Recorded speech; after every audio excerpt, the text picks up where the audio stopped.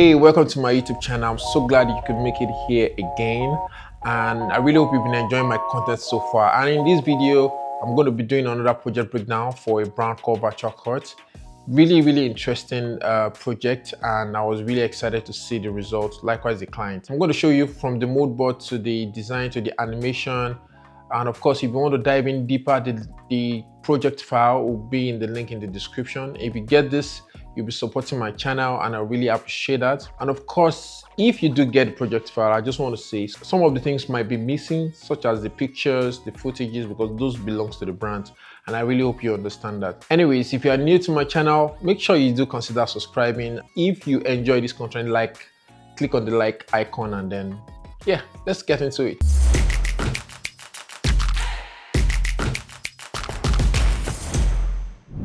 Alright, so before we dive in deep into After Effects, I want to show you the mood board and where I got some of the ideas for this video for. So I'm going to bring this in. This is Pure Rev. It's actually a really good tool for mood boarding and then reference and things like that. So, and if you zoom in here, you can see how I was able to get inspiration for some of the images. You can see this particular one. Some actually screen grabbed from actual videos, and I was just making sure I have some really good inspiration to work with. So I knew that I was going to do something like this. So I was looking for something very similar to what I can do. And then I can see this typography style where you have a cursor.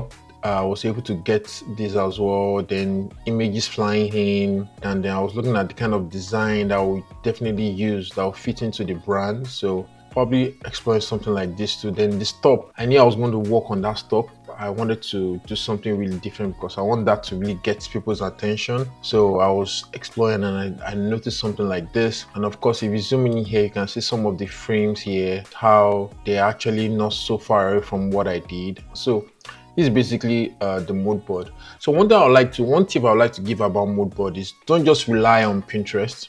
Yes, I was able to get, I think, 1 or 2 of this on Pinterest, but you can get mood board from actual videos. So I actually looked through my archives, and I looked through some of my inspiration folder, and I was able to just pause, saw some video, and I just pause, do screen grab. I know that, oh, this is what I really want to do for this frame, for this scene. Use actual videos for mood boarding too. That would be my tip. So at least that's the way I work on it. You might have contrary opinion to that, but that's really worked for me, most especially for this project. So that's all for the mood boarding. Okay, so let's go into each of the scenes and see how I get to achieve this animation. So I'll start with the pre-scene. This is before scene 1 because I actually did this after I was done with the entire thing, because I was working with the music and I needed to just have a little bit of tension at the beginning of the animation. If I do Control and press U, I want to see all the keyframes. And as you can see here, you can see that all these are just simple scale in animation, right? Now the trick in doing this is don't use your footages directly. You can see that I have footages. Don't use footages directly. What I practically used was shapes layer. Let me just activate all the alpha matte. So I use shape layer and I formatted it to each of the footages. So if I play this now, can you see that these are just shape layers? So manage this. Let me see how this one is.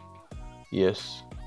So basically what I did was I just worked with shape layers. I didn't work with the footages at all. When I was done with the shape layer, I now parented the footage to the shape. So that means the shape now becomes the parent to each of the footages. And I also did alpha matte basically, right? So that was how I get to achieve this particular scene. But in addition to that, I was thinking of using 3D for this, but I just realized it might be too much. Then I also realized I actually have a script that can help me fake a 3D effect. You can see when it is panning to the left, because this is the additional node that's responsible for that. So basically, let me just go backtrack a little bit.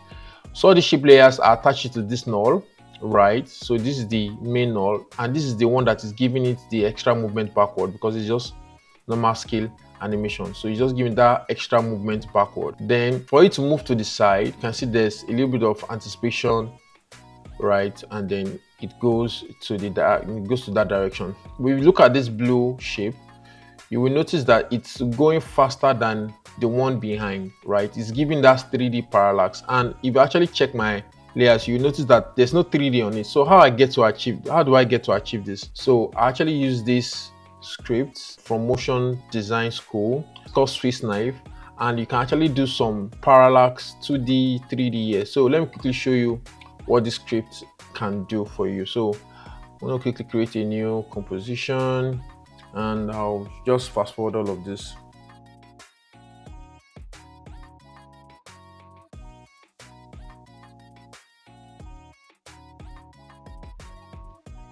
So basically I have these different shapes here, right? So now if I want to fake a 3D parallax easily, I'll have to activate this 3D thing here. Not to really fake it, but if I want to do the actual 3D, but that might take some time, all right? It's something I can do manually, but this script is actually amazing for doing something like this. So the first one is, let's try the 3D. If I highlight all of this and then I come here, put in the how far it is one layer to another, right? And I think what I have here is 10,000. So let's just do 10,000, and this one is also very similar as well, the one on top. So practically if I just select all of this and press parallax 3D, now this is where the magic is. So let me just move this to the side. So it automatically turns all of this to 3D, creates a camera and create a null, which is quite interesting. Now if I go to my view, I want to go to my view option here. So we can say that I have my view option here. I can come here and say 2 views, and then I'll make sure that this one is the top view. So if I select all of this and scroll and make sure I zoom out, you can see how far they are from each other, all this. But then the beautiful thing is they maintain their scale. So if I go into this now, go into my camera and then go to the null of the camera, then just zoom in. Can you see that it's giving that parallax? And if I do this, can you see giving that parallax? Very easy. So really good tool there. Then the last one, which is the parallax 2D. So that means if you don't want it to be 3D, but you still want that parallax effect, so I will just undo all of this. For the 2D, if I select everything and then click on 2D parallax, so this does not create camera, but it creates a null with this settings. I can create random seed. This random seed is just changing the depth in between them. So now I can come here and press P for position, and if I move this to the right, can you see it's giving me that same parallax, right? If I move this down, it's giving me that same parallax. So this too is actually quite amazing. So that's how I get to achieve that. So I'm just going to close this and then we'll go back the project. So basically this is how I get to achieve this, and all I did was now bring in all the footages, relevant footages for this, and then do alpha matte to the shapes that I've already animated. That's basically how I get to achieve this. And of course, not forgetting that the null on top here has a subtle animation, which is the scale animation, which is making it seem like it's zooming out, then attaching it to the parallax null here that gives me this nice animation. All right, so for this thing, let me isolate the background. So this is just a clean background here. Then I have this shape. This is the shape underneath the text. So let's look at the text. Let's solo the text for now. And what do I have here? If you notice, I have the color, which is just the normal fill color. Then you can also see some animation here or some sliders here. And that slider is actually for the preset, the typewriter preset that I apply on this. And I actually try and look for where I got this preset from. I can't really remember. If anybody knows where, I would like to share it. It actually made it very easy for me to just apply typewriter effect with the cursor. So it was very easy for me to apply. So I just did some keyframing, then take out the cursor at the end of it. Then of course I had, which is the same text, I just make the marketers a little bit bolder. Of course, have this scale down to build annotation. This was attached to this null, so you can see the scale down and the scale up. So if I show you this, I think you guys should know this about my graph editor by now. I normally like to do match cut a lot. I think it's easiest and simplest way of achieving really smooth transition. So this time I actually use value graph, so you can see how the graph looks. If I change to speed, it's actually looking the same way, because you can see at the end it's snapped towards the end. So that's basically how I get to achieve this. So I build that anticipation, moves back, and then snap to this, right? And then that's because I know that at this point I'm switching to the next scene. So that's all for scene 1. So for scene 2, which is pretty interesting, right? By going in there, you can see that I have quite numbers of layers here. So I'm going to start with this first one. You can see that I have some pre-combed composition here. So if I go into this, if I just solo the background, then solo this, so this is what I have. Just have a simple scale animation, right? If I uncheck this one, you can see that this is the outline. So if I go into the fill, this is what I have. So basically I have a text top, then I converted the text into a shape layer. No, sorry, I have a text and a shape layer. So this is the slash in between the text, and I also try to maintain their brand colors. So that's why brand color and brand type, which is their font. So that's why I have this combination of these two. Basically this just looks perfect. So this is basically what I have here. But I go back and then look at the stroke fill, basically it's just the stroke, but this time around I applied, I think, Broadway effect. Broadway preset is a text preset, it's called Broadway. So that's what is giving it. Is that Broadway or fluorescent? And you can find this text preset here. If you open animation preset, then go to text, then go to light and optical. So let me just adjust this a little bit. Then Broadway will give you this effect. Flicker exposure will give you the fluorescent light. We also give you something very similar. So you guys can try and explore this. So that's basically what I did here. And then, of course, putting all of this together, right, with the scale animation. And I think this, yes, the scale animation is on this particular null. So what I just have here, so okay, the first one, I had nothing on this first adjustment layer. So if there's nothing here, I just need to delete it. Yeah, but this other one has CC lens. So it's CC lens that is giving that warp around effect. So by uncheck this, can you see there's nothing there really? But with CC lens, you can also do this optical compensation. It's giving me this, so it was really interesting. And of course, if you look at my graph editor, knowing fully well that I'm coming from the next scene, so I did my match cut really smoothly here. And when it's slamming back to the position, I match cut it back to this particular scene. So this is the background of this scene, which is this, and then I have different elements here that I worked with. Yeah, one other thing is just this arrow. This arrow are just simple position animation, but one thing I can show you for this arrow, for you to be able to have animations go in a certain path, is actually quite simple. So let me go to this comp and then quickly show you this. Let me just hide this. Let me activate one, right? So if I do a simple animation like this position, let me uncheck this and then go in, let's say 4 seconds, and drag this here, you can see that it's just going straight line. It's just a straight line animation. But if you want to make sure it goes in a particular path, even as it stands, I can right click on this and go to keyframe interpolation, and then I can now change this to either Bezier or continuous. So Bezier will give me, I think, one handle, and if I zoom in here, so you can see the handle was not there before. I can now do something like this, right? I can change to whatever angle that I want. If I also want it on this, I can either come here and right click, or come here and right click and do keyframe interpolation, then change this to Bezier or continuous. So continuous automatically just add 2 frames. Sometimes it adds just 2 handles to it, maybe because it's the first one. So at least this is how you can actually have this kind of, you know, path animation, and that's basically what I did in that particular scene 2 for this mouse animation, which is, it looks pretty cool, honestly, adding that element to it.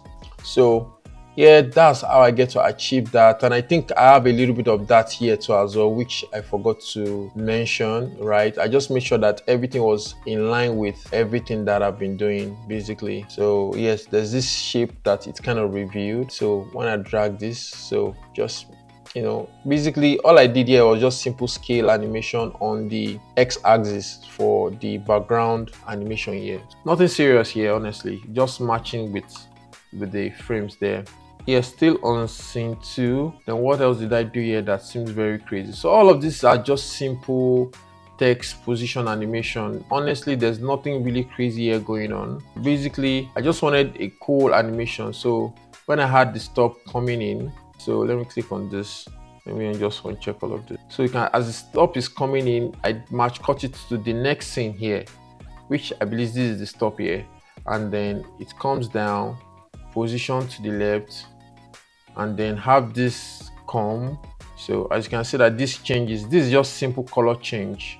So this stuff, if I do U, so it's just feel, you can see that I've animated the feel, right? I could have done this way smoother, but the frame is so short that you will not even notice a thing. I also feel like it also had this kind of flashy effect on it, right? I just have that animated, you know, the shape underneath animated, like the scale animation on this animated.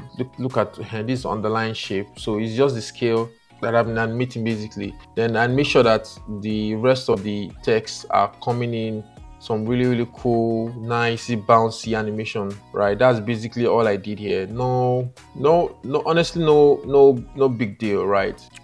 Of course, I have these subtle shapes here in the background. They are really not doing anything.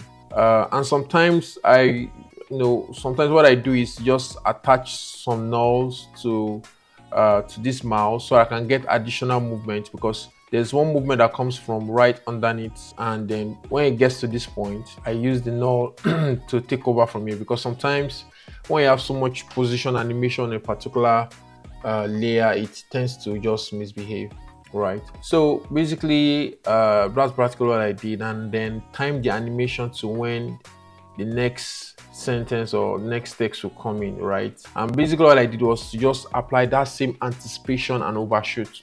You will notice that before any other text moves, there will be a little bit of anticipation. Can you see that this, when I'm about to introduce this next of text, you can see that I created that anticipation by taking out that one and then changing that one to the next text, right? And then making sure that this mouse is following it. So there's no parenting or anything going on. I did everything manually, and then just did this. So what happened with the agency is that the shape, of course, the text is already in the background of the text, so it looks like this are formatted. Is not. That's basically what I did here. Just did a little bit of anticipation and then overshoot. So that's one technique I did throughout the video, and mostly my videos here. I like to do anticipation and overshoot. It really makes animation really interesting.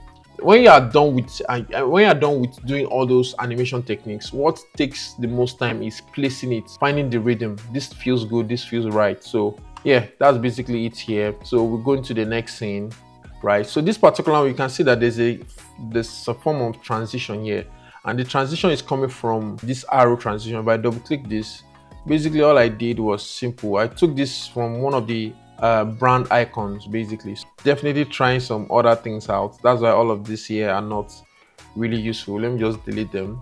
But right now, what I did here was just have this come, let me zoom out a little bit. So, and this composition is actually more than the normal composition. So I just have this come this way, right? Basically, that's all I did. Just have all of them. Just simple position animation, honestly. There's nothing much to it. Attach it to the null, and then they just blend from left to right. And that's practically the transition, right? And as I'm doing the transition, I want to make sure that it's giving that illusion that it is actually moving, right? So that's why this particular scene under, the one with the expensive salary, is moving to the side as this is coming in. And when this gets to the point where I needed it, then I jump to the next scene. Yeah, so that's practically what I did. So this is the next scene here.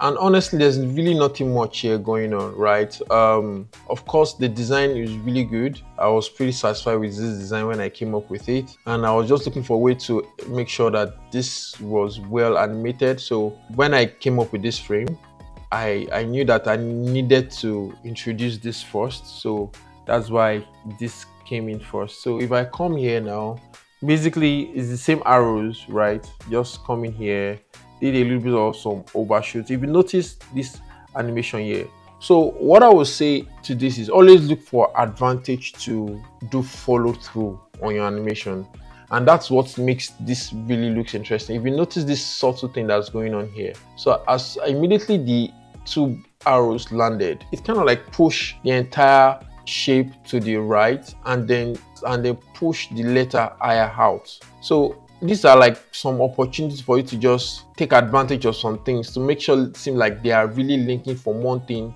to another. Just push this and then this. For all of this, you have to use null, right? You can't manually apply all this transform property animation to all of this. So you can see that I have a null there that is attached to this. So that is what is causing that anticipation. And then when it pushes that out, which is the higher text, and then all of this comes in at the same time. And of course, at the same time, I've also animated my mouse cursor, right, or my mouse icon to come in and get ready for the next thing that it needs to do here. So all of this now, so I work with a whole lot of nulls, right? If you notice, if I press U here, okay, this is the null that is responsible for this. I've attached all these layers, the text, the shapes, to this null. I just attach them and then do position animation.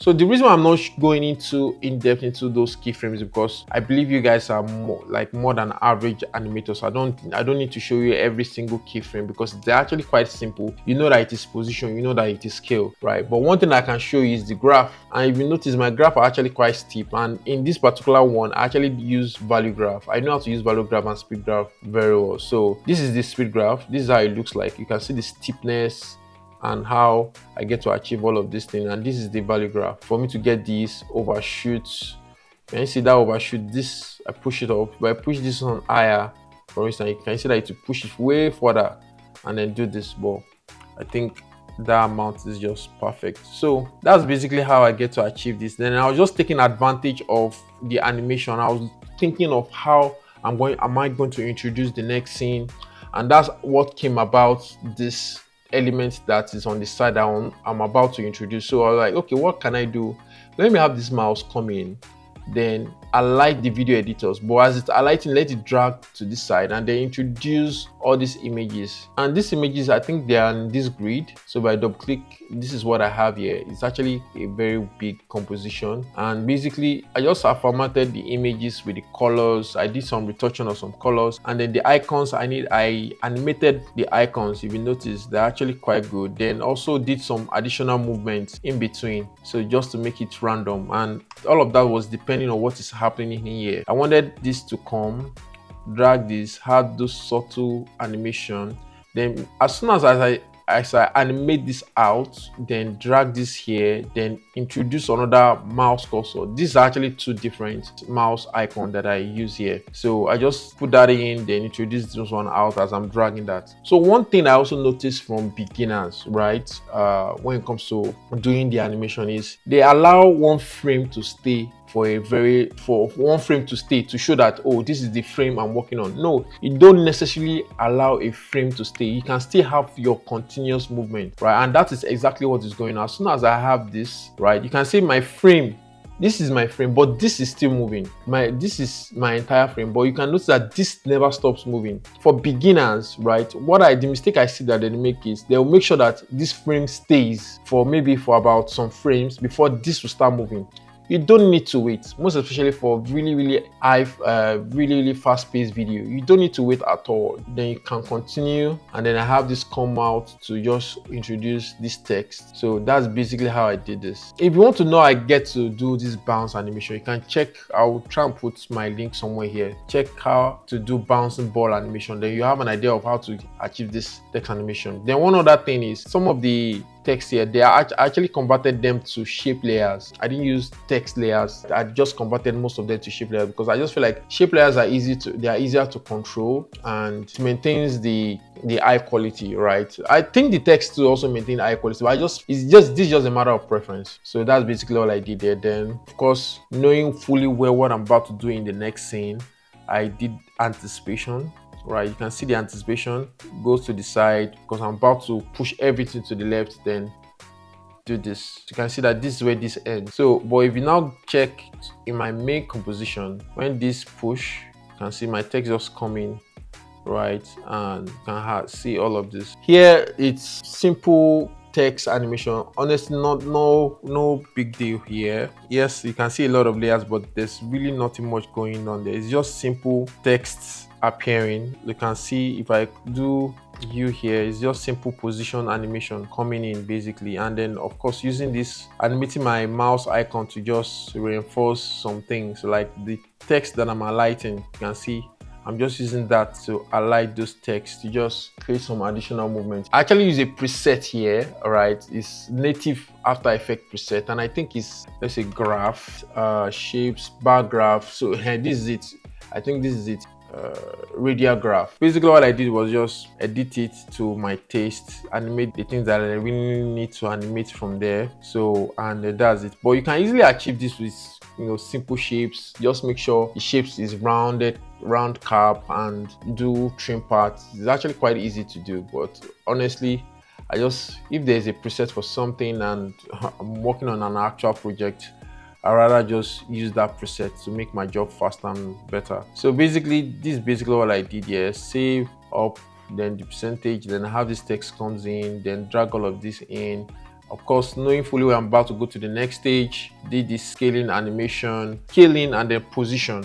And then if I go back here, so you see this, then just snaps back into this. And here is just simple source text animation. So this is the text here, right? If I solo it, basically I'm just changing the text using source text. If I want to change this text from here now, I can just come here and say B, so I'll come here and say U. So as far as if you click on the keyframing here, it will always change the text. So that's basically all I did here. So I'm just going to undo that. That's basically all I did here, right? And of course, my position animation did a little of anticipation to the left. This is the graph editor. I used a value graph this time, and this time around I actually separated the text X from Y.